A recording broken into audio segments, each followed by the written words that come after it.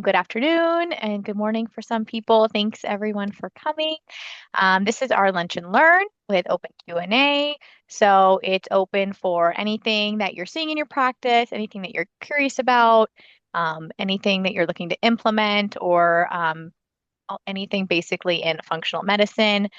We have Dr. Agin here. He's the founder of MPC and has been practicing in functional medicine for over 20 years. So he is the guru that we can turn to for all questions. Before we open it up to the free open live Q&A, we're going to start with just a clinical focus question. I'll read it here. So for Dr. Agin, how does the new food pyramid differ from previous models, and how can it be effectively integrated into patient care alongside GLP-1 therapies and hormone optimization?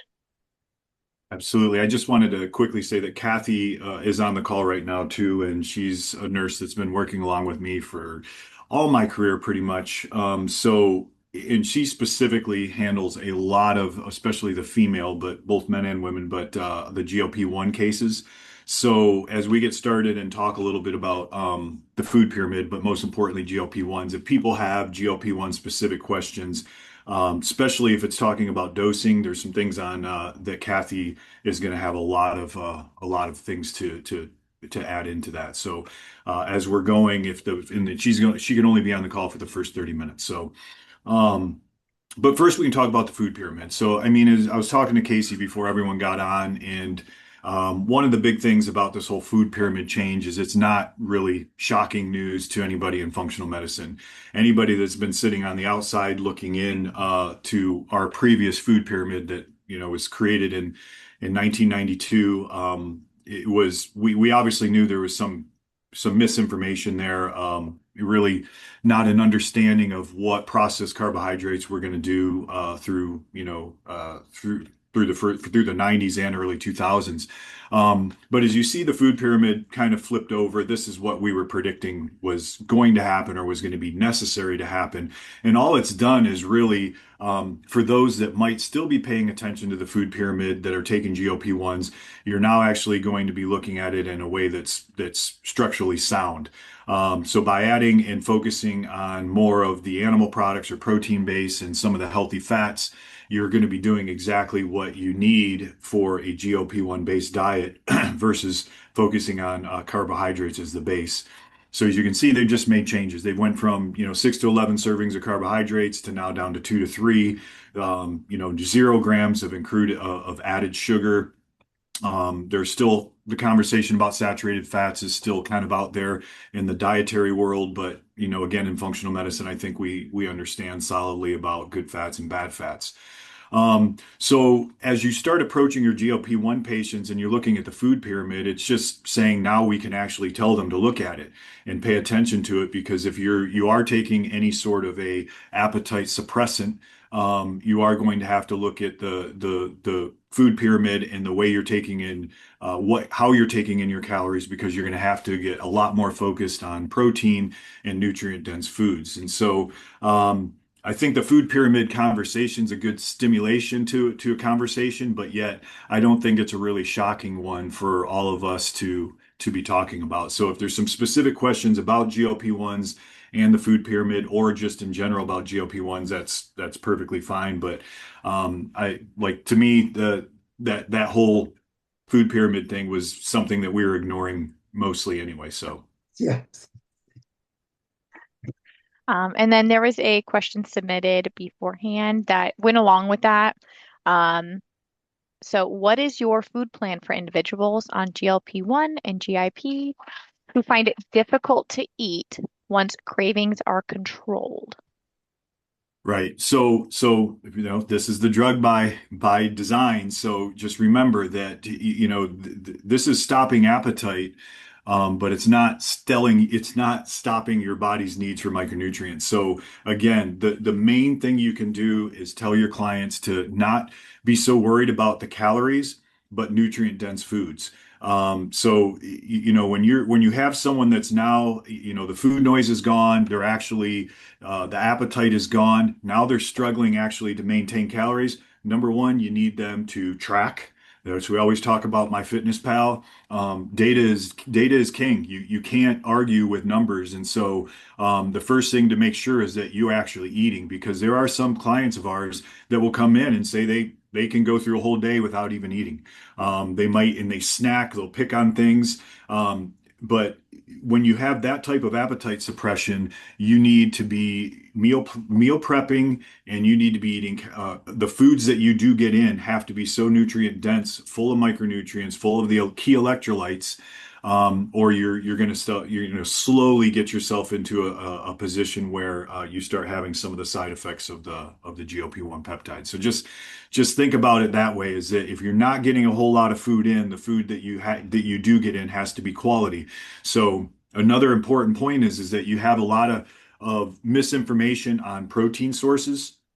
So when we talk about the importance of getting protein in, especially when you're not getting a lot of calories in, you have to look and consider where your protein sources are, because a protein supplement or protein shake, or a liquid, the way a liquid supplement fills you up versus something that you eat is completely different. And also, you have to realize this is fortified protein. This is something that is going to be very different from eating solid foods.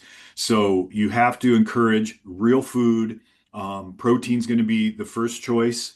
And then you're going to want to surround that with a good micronutrient supplementation plan, or making sure that they're getting enough of the micronutrients through healthy fats and some fruits and vegetables. Also, just one other thing, sometimes I'll tell patients if they're just not eating at all, then we need to cut their dose back a little bit. Yeah, absolutely. And then just to follow up on that, so say, because you mentioned the like the protein replacements basically, um, do they still need to be careful of, say, adding like the protein powder to Greek yogurt, or like a boost of protein and different things like that?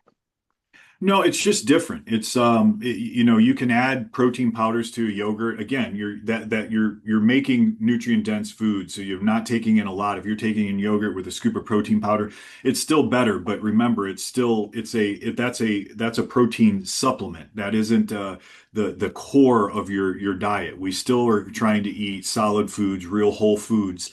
But absolutely, adding a scoop of protein powder to a yogurt is completely fine. But we have found that the people that have the most success are ones that are only having one alternative protein source other than real food. We've had people that have been eating 2 to 3 protein bars a day, thinking they're making good, healthy choices, and sure enough, they're gaining weight, and they just really didn't understand about the protein source and how important that is. And then we have unless anyone has any other questions on that, we have another question in the chat. So, not on GLP-1s, but the question is, what is involved in vetting the HRT compounding pharmacies on the platform? And then there's two questions really. Is there any concerns with local compounding pharmacies that are not on the platform? She mentioned St. Mary's, which is actually right over here in Clearwater by us. I know St. Mary's. Um, there's so many I think there's 10,000 compounding pharmacies in the United States right now and growing. There are some great compounding pharmacies. The ones that are in on the MPC network don't have to be the only ones you use. If you have a great compounding pharmacy down the street from you, you can use it. Obviously, the reason MPC was created was efficiency and follow up. Refill reminders, just being able to get the peptides ordered very easily.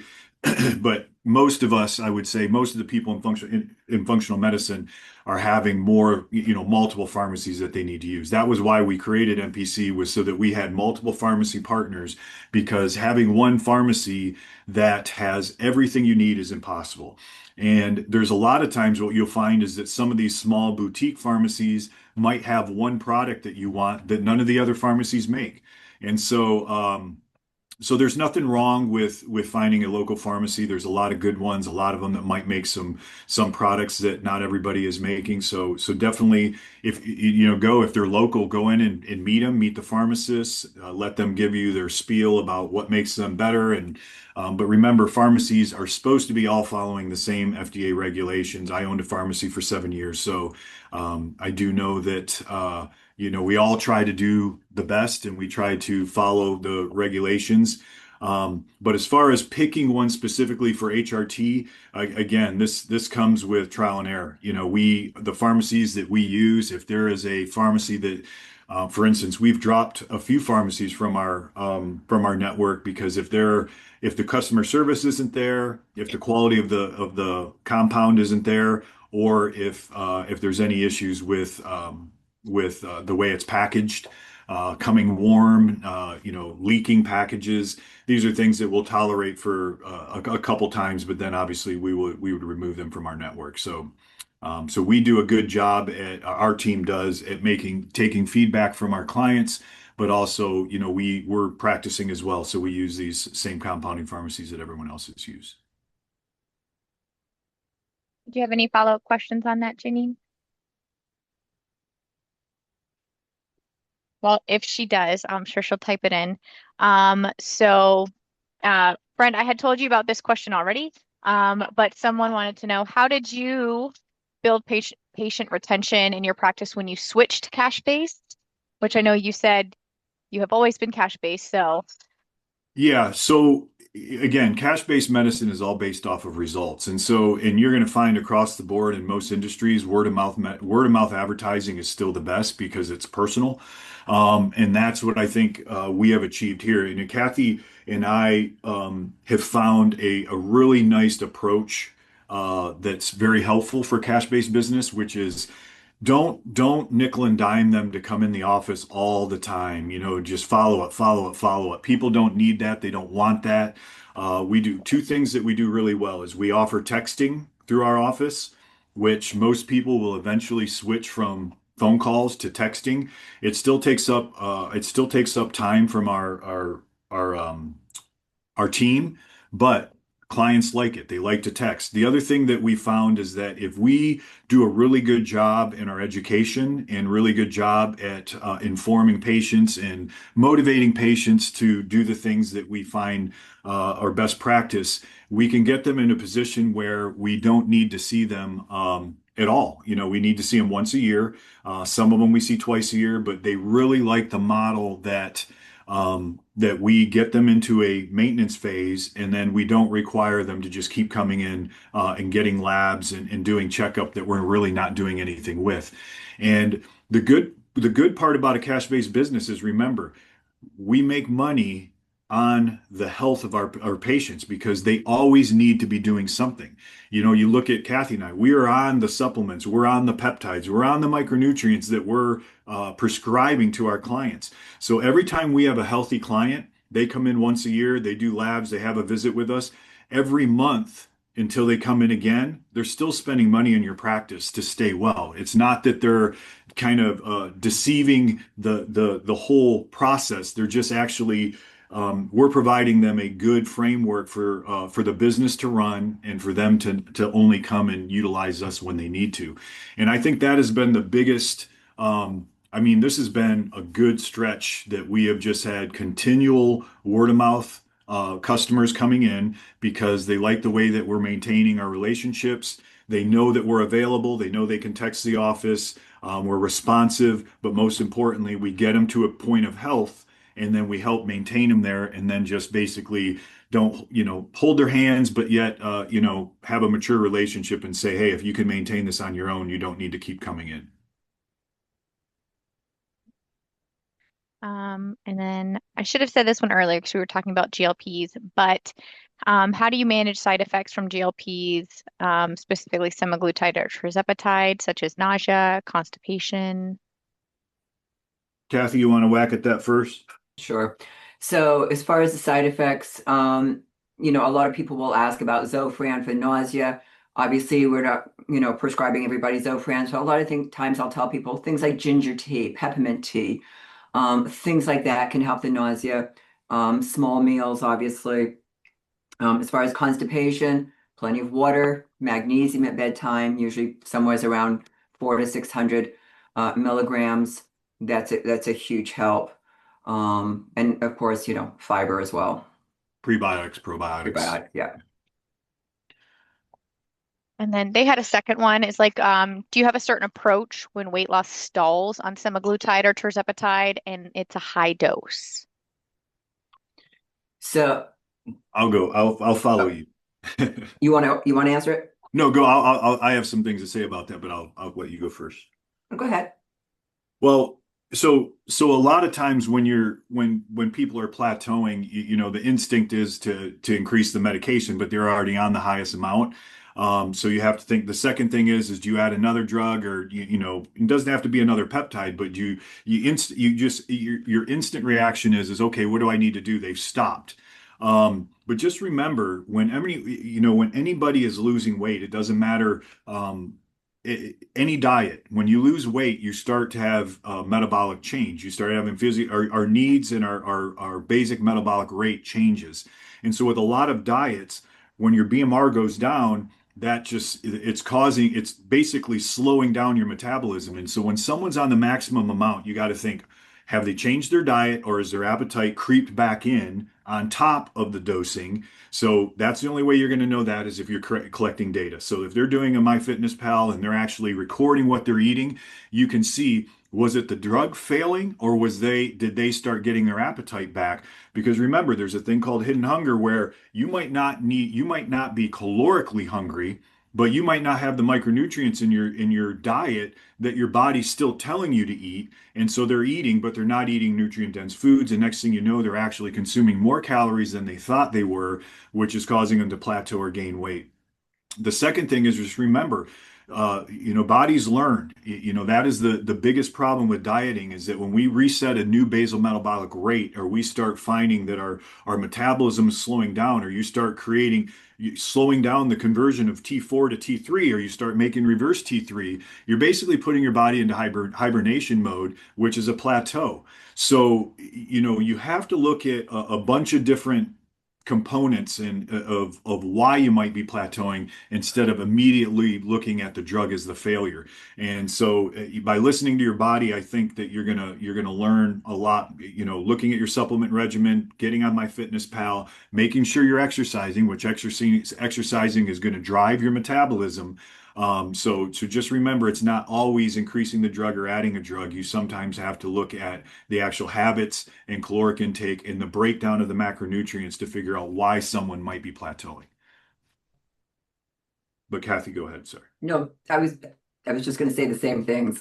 You just Oh, said it better, but it's exactly the same things.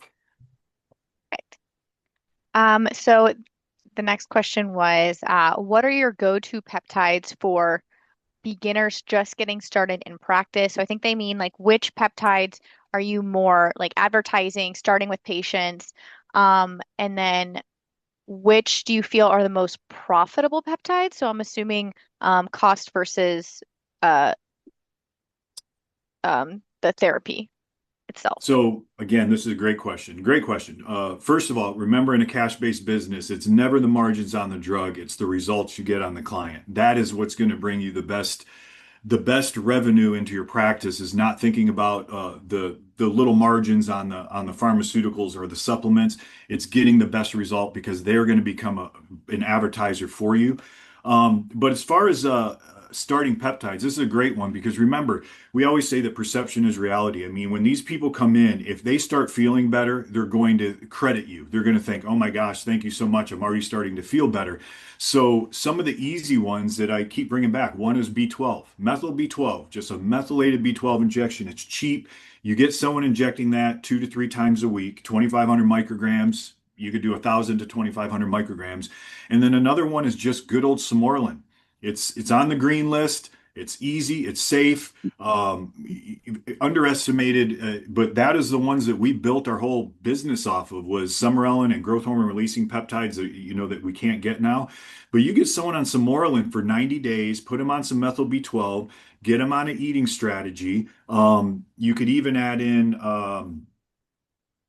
would be another good one, Kathy, that from the beginning days. It's like Well, I mean, just even glutathione, another yeah, nutrient injection, just to help reduce their inflammation, yeah. and improve overall health. So that's a good But one. Just yeah, because I mean, but just remember, I mean, growth hormone has been around for so long. and it just always delivers good results. It's almost we've almost the number of people that we've had to stop one of these growth hormone peptides is very small percentage. Most of the people do extremely well. Remember, you have to say 90 days, but this is a great one for those people to just get some that initial comfort with your new patients. I mean, we put pretty much everybody on that came in that could afford it and was really looking to get started quickly. That's what we did. Samoralin and methyl B12 or one of the other MIC. Do we still have the B12 with MIC? We have Trim Complete now, so Okay, that's yeah. that So big like, yeah, MIC. one that has all the B vitamins. NAD's another one that you could get started on for the first 3 months. So I'd say B12, NAD, and Samoralin, and you give them some healthy tips. If you're doing hormones on them as well, that's gonna, be even more reason for them to be feeling better in 90 days. But you really want that 90 days to get them coming back. That's our first initial trial with this patient. So every new patient that we have in that 90-day period when they come back, we are really hoping that we made some sort of change. And it could be just, and that's why a lot of times I bring in psychedelics as well, is because if you bring in someone and they're happy, even though they didn't lose any weight, didn't gain any muscle, didn't go to the gym, but they're like, oh my gosh, so I feel so much better. You have a good customer. You're going to have someone that believes in what you're doing. But you can achieve that with that basic approach of peptides, micronutrients, and then just some good solid eating and exercise advice. Someone had a follow-up on what you were just saying. If the patients are on it for 3 months, they're feeling great, what does their long-term treatment plan look like? Is it indefinitely? Do you keep them on it for years? Yeah, I if they're doing so with those types of peptides, especially the growth hormone secretagogues, those don't create tachyphylaxis, meaning they don't create some sort of a tolerance. You're not supposed to have to even cycle them if you don't want to, unlike human growth hormone. A lot of times we still do 6 days on, 1 day off, 5 days on, 2 days off, which is really creating that cycle. So you can leave people on Samoralin continuously. The way I practice is I would usually, if someone felt great at 3 months, I would keep them on it for a year. Again, and this is where individual medicine comes in. If these people are really needing this type of help, I would plan on keeping them on it for a year and then maybe taking them off for a couple months and then just putting them right back on it. Those are those are peptides that just keep on working and have been, usually in part of the treatment plans that we have include one of those peptides, either CJC, ipamorelin, or Samoralin.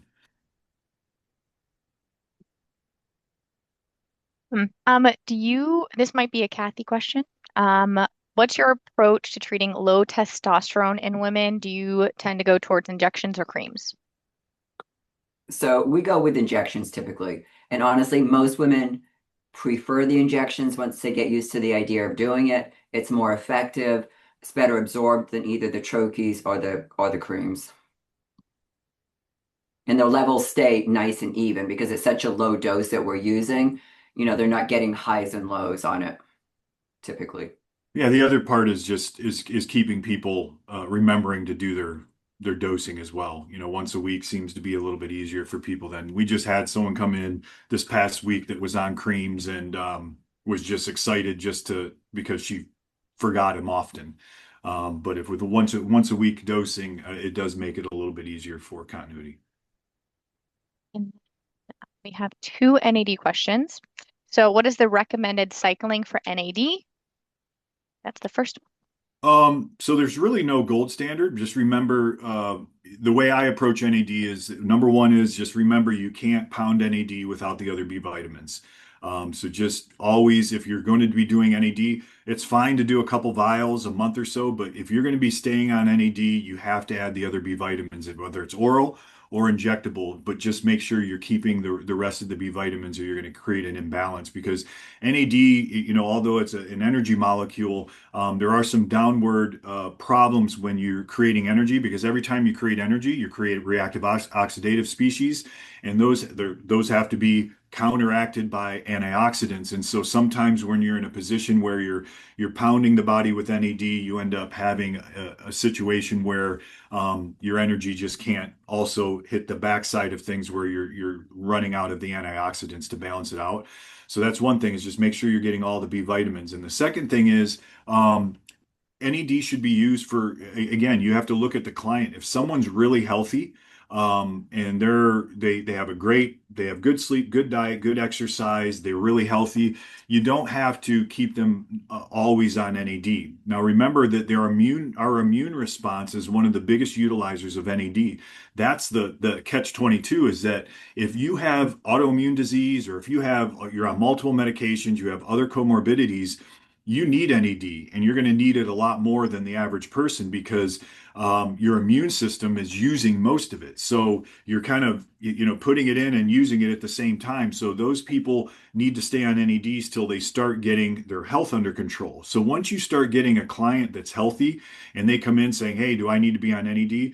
The answer is not all the time. You can even start looking at switching some of them off to using oral niacinamide and niacin orally. Um, but if they want to stay on injections, they like the injections, you can keep them on it, but just rotate them. Do a month, do a vial on and take a couple months off, vial on, couple months off.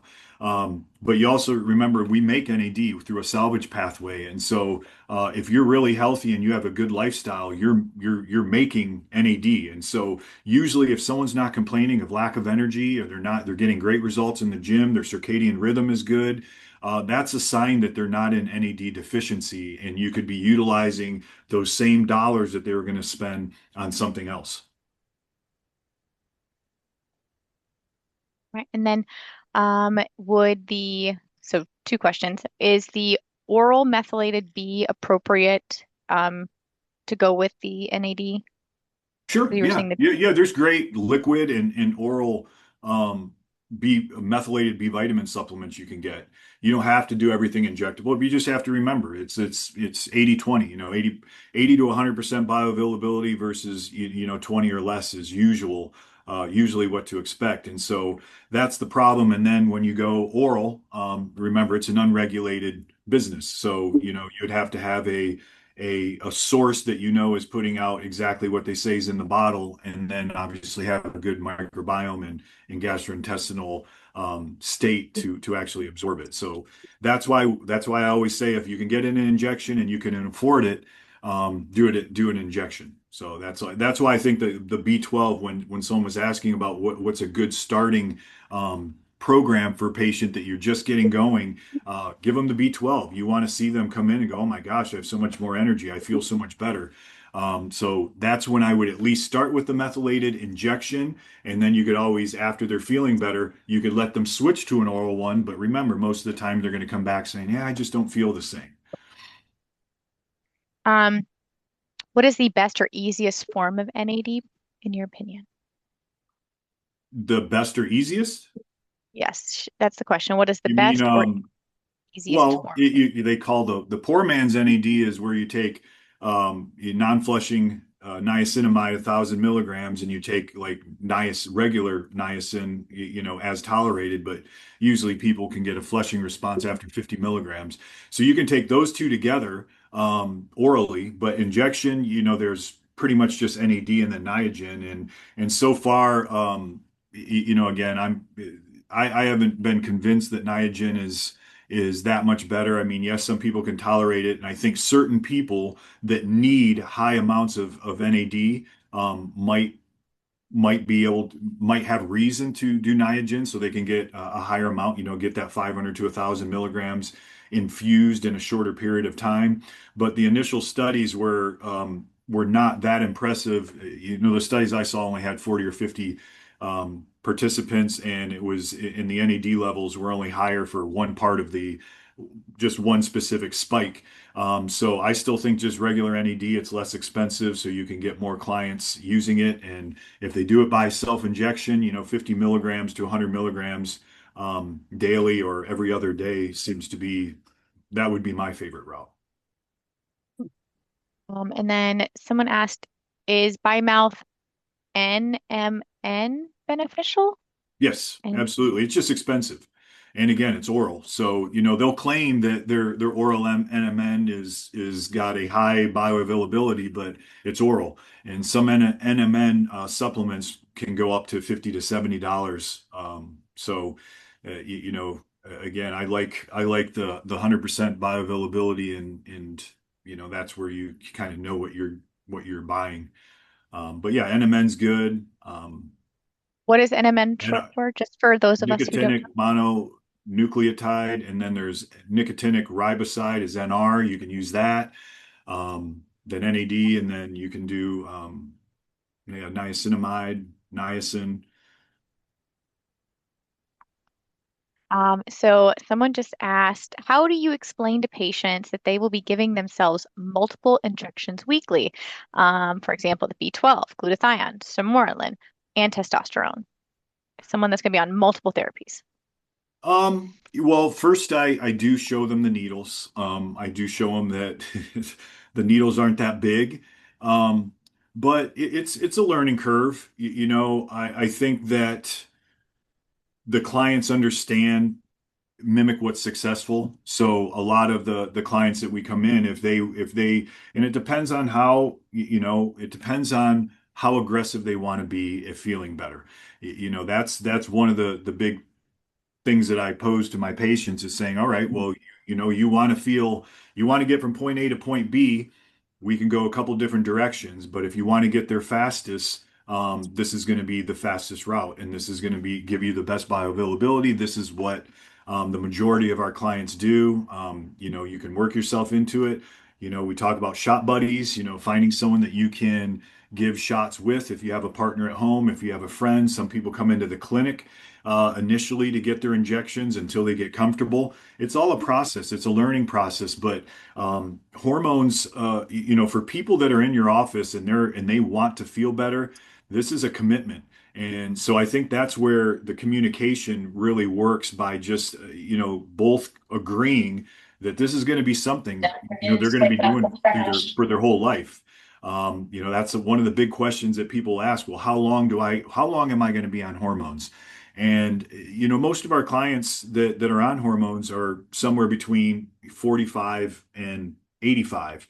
So past 45, hormone decline has already started and is only going to pick up. So our message is that this is a long-term commitment for longevity. And if that is the case, you might as well start getting used to the needles, because there's not going to be a better delivery method unless so it's just a process. You get the people, you can tell them to start with oral B12 and just do if they're on testosterone, start with the therapies that you want them on, they're going to have to do by injection, and then work some of the other ones in. They don't have to start on a peptide right away. They don't have to start on methyl B12 injections right away. The other thing you can do also is if you bring them in the office, you can show them how to stack their injections, which means, for instance, like I always say that I put NAD. If I'm going to give myself a shot, I might as well put a little NAD in it. And I do that for the most part. And what I mean by that is if I'm going to do testosterone or HCG or any peptide, sermorelin, if I'm going to put 25 units of sermorelin in it, I might as well put 50 units of NAD in it and just have one needle stick. So if you understand how to do that and you can actually, learn how to put the needle in and pull and then pull out the other solution on top of it, and you could actually have you could actually teach your clients this, which then reduces the number of needle sticks. That's a lot of people figure that on their own at home, but if you actually helped your clients do that, it does reduce a little bit of the stress, but it's a little bit of a process for sure. Um, so, do you have any suggestions for a patient with chronic inflammation in muscle knots we believe to be caused by spinal stenosis? So I guess Hmm. peptides or nutrients. Well, hydration and electrolytes, obviously, that's going to be two huge ones. Sometimes you can do trigger point injections into the knots. If you're not set up for that procedurally, if you've never done those, obviously you can refer that out to some of the orthopedics. But prolotherapy is another one that sometimes they will do around these knots. But if it's just if they're just people that are cramping or just developing these knots, to me that sounds like you look at BCAAs, electrolytes, fluid intake, and then potentially some of the anti-inflammatories like TB 500 or BPC. But that's an interesting. I mean, if it is spinal stenosis, then the other thing is just getting with a good physical therapist or making sure that they don't have a surgical stenosis or something that they need to have addressed a little bit more aggressively with orthopedic or neurosurgery. And then what are your top 3 to 5 IVs every clinic should start with? Um, I love the rotate. Well, I like a couple of the single ingredient IVs because it doesn't take a lot of space and you don't have to order a lot of products. So the rotation that I put almost everyone on, including myself, is alpha lipoic acid, hydrogen peroxide, and then I do like a supercharged Myers with at least a gram of glutathione follow through. But those three, you're going to pretty much manage 90% of your clinic. Once you start getting into specific IV therapies, immune therapy, a performance IV, a lot of them are going to have overlap. But when you have a standard or supercharged Myers, you're getting vitamin C, magnesium, B vitamins, amino acids, essential minerals.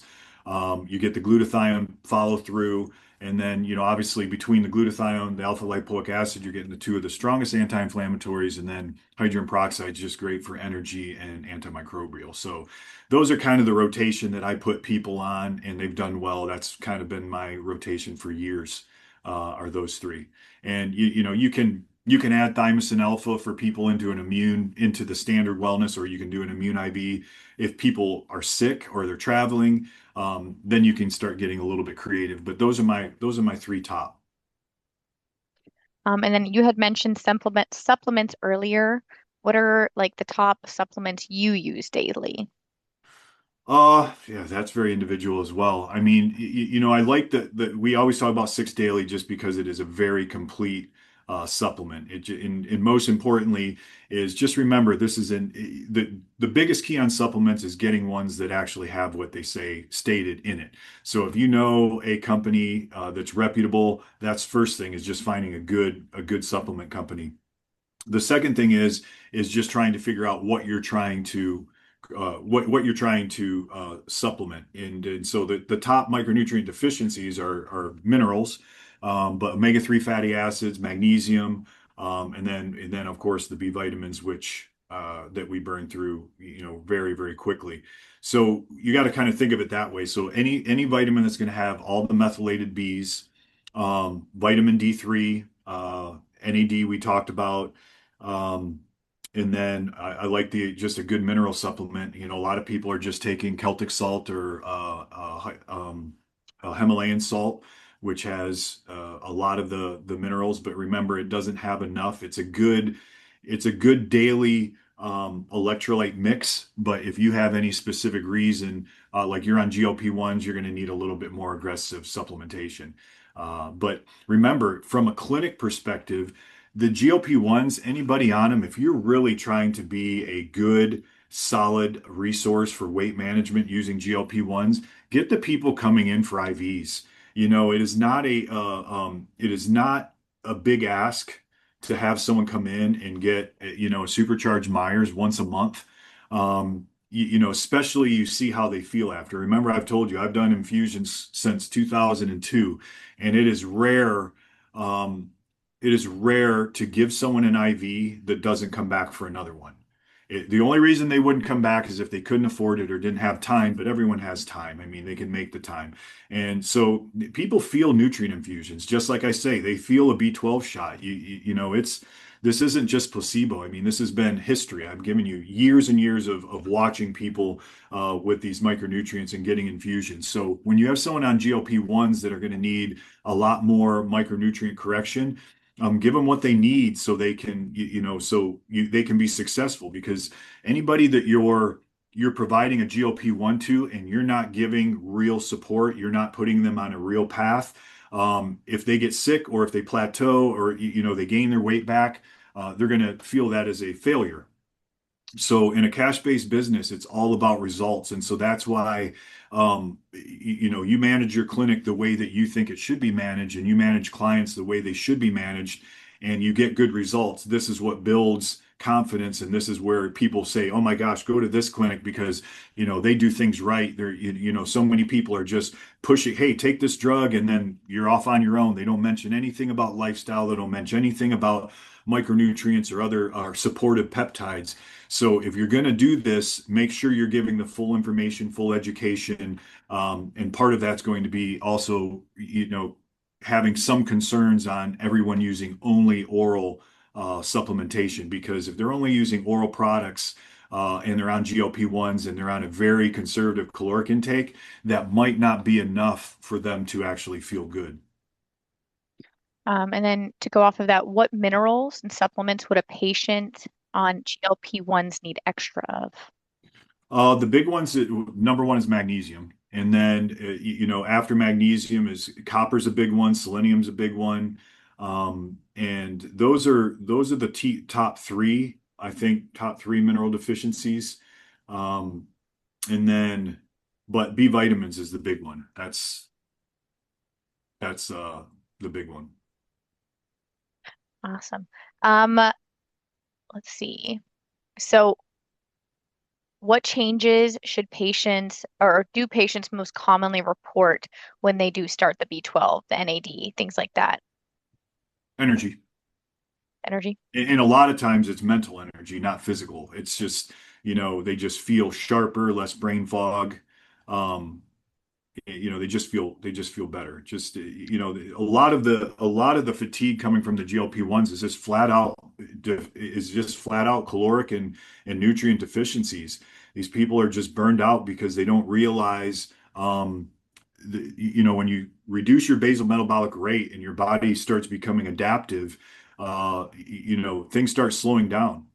And I think that the fatigue that then starts spilling over to the dopaminergic system, where people start having less interest, they just feel like a they call it anhedonia or just dysthymia. They're just like a low level blah feeling, and it's just something that is very common, and you hear people talking about. But this could be completely avoided if you just make sure that the people are tracking their food. And it's just the responsible thing to do. If you can get every person you have on a GLP-1 using MyFitnessPal, they get so much information that sometimes they'll correct on their own because they just see that it's not sustainable to eat 500 calories a day. So just make sure that people are keeping track, keeping a scorecard. Awesome. So then, all right, this was a text. Where do you see the biggest growth opportunities in functional medicine, and integrative medicine, sorry, over the next few years? Well, yeah, it's a great question. I mean, the evolution is inevitable, and we're already seeing it. You can see GLP-1s was part of this whole process, but to me, the GLP-1s have just made us more essential because you're going to have the end point of the GLP-1s, which is going to be everybody regaining their weight, and we know this is going to happen. 80% of them are going to regain their weight. Nobody's going to the amount of people that are going to stay on these for the rest of their lives is going to be very few. And we don't have any long-term data. So that's one part as far as how you can, look at the evolution of your practice is just making sure that you're approaching GLP-1s with a functional medicine mindset. These don't make sense to I've been in this business for a long time, and the GLP-1s don't make sense to me, and the majority of the clients that want them. There are some that definitely need them. They've used them. They used them right, and they're a game changer, life changing. But the majority of the people that want to get on them are just trying to sidestep exactly what we're trying to provide them in education. And so when you look at the future of functional medicine, is it sticking to our roots, and remember functional. People, you have to supply people the therapies that are going to provide the function that each one of them needs, instead of giving this whole idea that everyone that comes in needs to be on a GLP-1, or everyone that needs to come in has to be on some form of a peptide. Everybody's different. So I think hormones is huge. It's already coming back. It's now established. And remember, less than 4% of American adults are on HRT or TRT. Only like 2% of women. And there's the men's grow is coming back strong again, but still a low percentage. So focus on HRT and TRT. It's easy. People need it. They feel amazing. The second thing, the next thing is the evolution of psychedelics. And the only reason I say that is because it is coming. You're not going to be able to stop it. It's already making very quick gains because traditional medicine has failed us in mental illness, substance abuse, neurodegenerative disease, and psychedelics they're already promoting research because remember, we have 30 to 40 years of research that has been buried. So they're pulling out data now saying, hey, psilocybin's 40% more effective than anxiety than benzodiazepines. They're already bringing out the data to say, hey, these are things that are helpful. And remember, we're in a mental illness crisis. And so when we look at functional medicine, and if you guys, any of you listen to the one I talked about psychedelics and functional medicine, is that a lot of the failures that we have in functional medicine isn't the lack of labs or protocols or motivation or HRT or TRT. It's mental fatigue. This is the people just do not have the mental capacity to change behaviors and habits. You enter in psychedelics, and that opens up a door for us to put our foot in and actually make change. And so you're going to see the rise of psychedelics, entering into functional medicine. I use the term functional psychedelic medicine a lot because that is exactly what I see. I've watched my clients that embrace the mindful side of medicine and engage in ketamine therapy or other therapies really geared towards focused on the brain. And these people tend to have the most success because they start working on self-care. They're happier. They start being able to manage themselves differently and don't have excuses or reasons why they're not succeeding or moving forward. So I see getting back to micronutrients.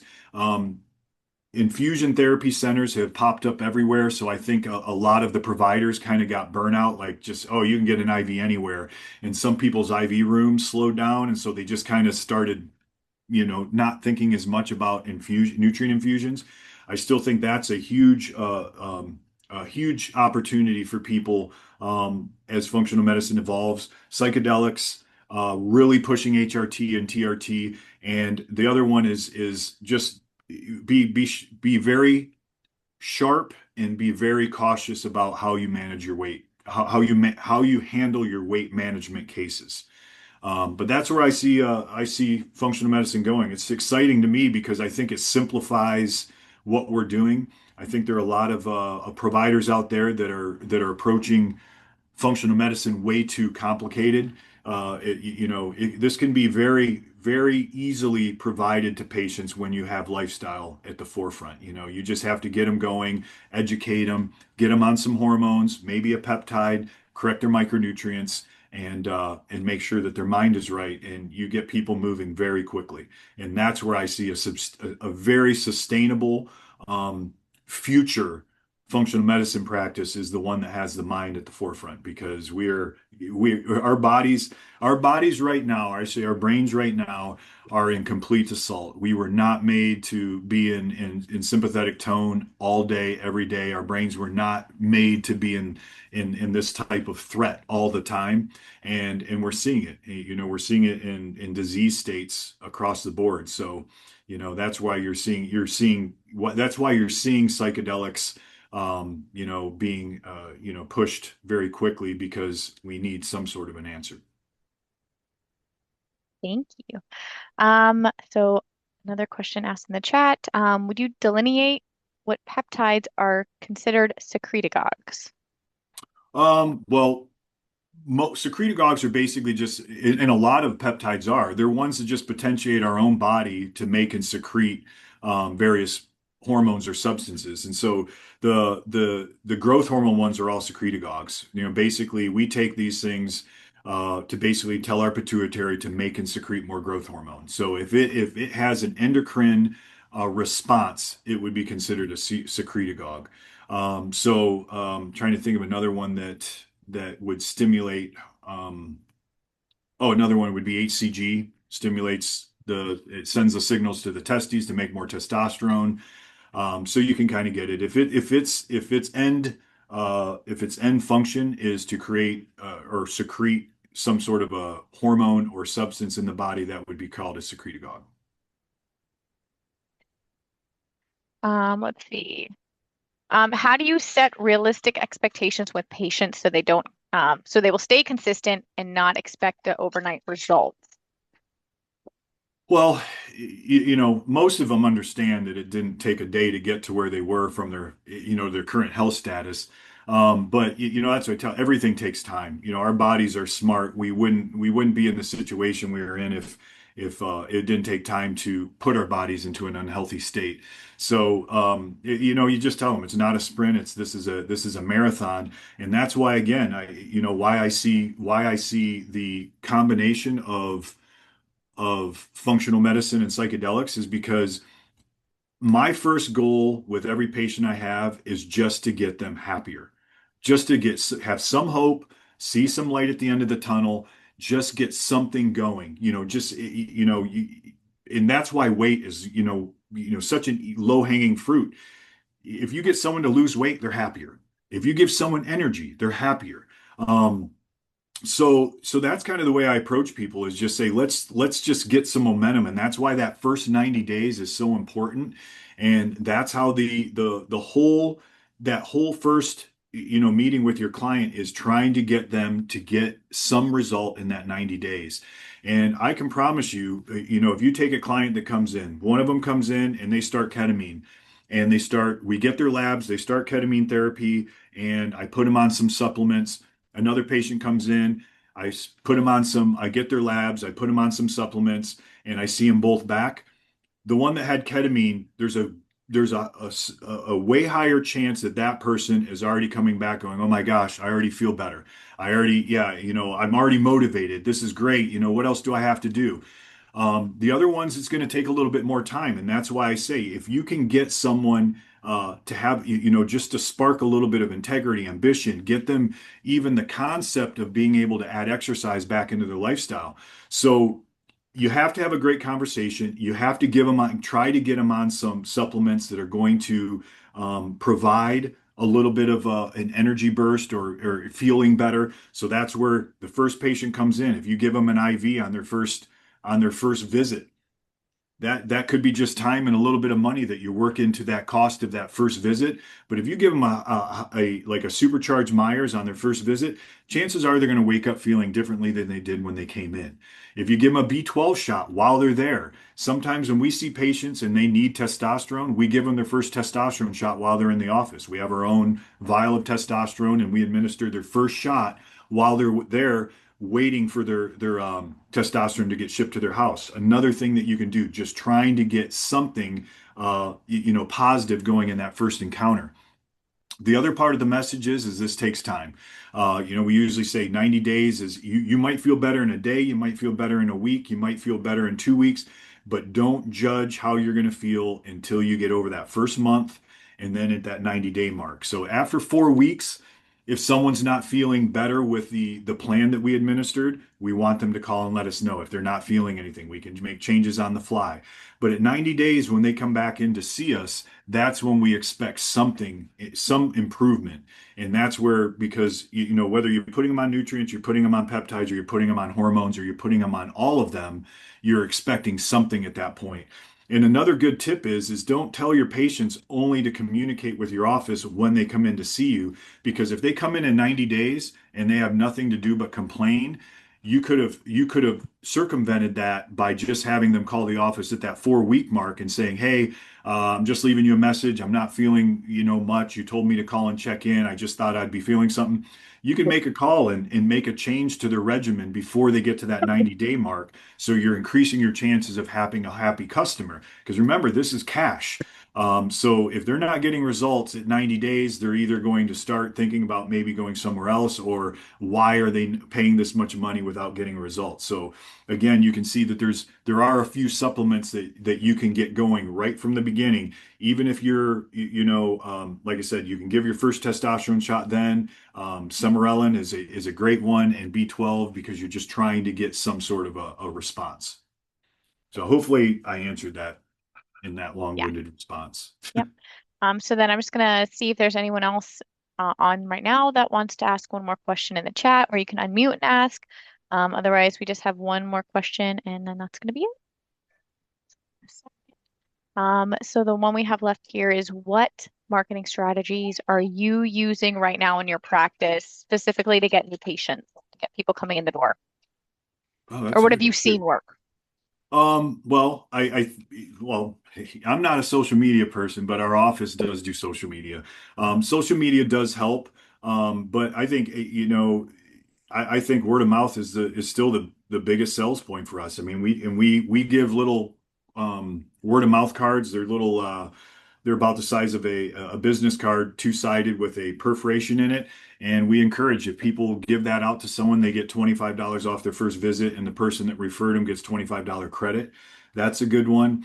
But the other big one is practicing what you preach. I think people can sense a good environment, and I think they can sense when people are practicing what they preach.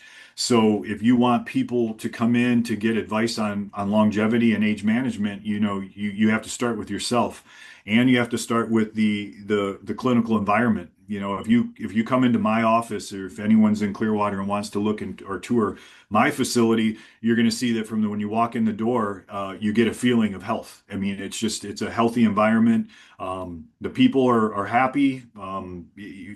Everything about our clinic is inviting, and so I think that marketing is to get a good clinic, set it up nice. You don't have to spend a lot of money to make things look nice, and then show your office off in your marketing materials.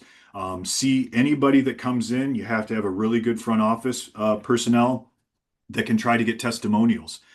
Just ask anything, anytime you could have someone that's just shooting little videos, any material that you can even do yourself, little content where someone asks you a question and it posted on your social media, like the questions we're talking about. Someone asks, well, how do you approach your GLP-1 patients, so that you can tell people, well, I do it right. I want all my clients to be using my fitness pal so we can track their macronutrients, so we can make sure that they're not losing lean muscle mass, they're just losing body fat. These are things that you can explain your approach, little quick little videos, so that when people go to your website, they can say, oh, wow, yeah, they get to see you, they get to see how you speak, they get to see some of your approaches to medicine, and it's going to make it easier to come in the door. And then once they get in the door, that is where you got to grab them. That is where customer service, make sure you treat them great, make sure you have very good conversations. We spend a lot of time with our clients, and we set the stage of exactly where we're trying to get them to. And like I said, our clients really love that we say we are going to get you to a point where you only need to see us once a year. They love that. And so some of them, it's going to take a year to get them to that point. Some it's going to take 6 months. Some it might take 2 years. But those clients, with you say that's the goal, is to get you so healthy that once a year we see you and you just keep doing what you're doing. And that's kind of how functional medicine is for some people, is a little bit front loaded, meaning your investment's going to come in the first 3 months to a year, and then maintenance gets a lot less expensive and a lot easier. Like, just like NAD, you don't need NAD for the rest of your life. You don't need peptides for the rest of your life. You might need them sporadically, but the healthier you get, the better your lifestyle is. You're just going to keep staying on a regimen, but you don't have to go into the office all the time. So just provide a healthy environment, be healthy, and promote health, and you're going to get a lot of clients wanting to come in. Awesome. Thank you so much, Dr. Agin. Thank you everyone for coming. We really appreciate you guys taking this hour for our lunch and learn. And then we will see everyone next month. Thank Perfect. you. Thank you all. Thank you.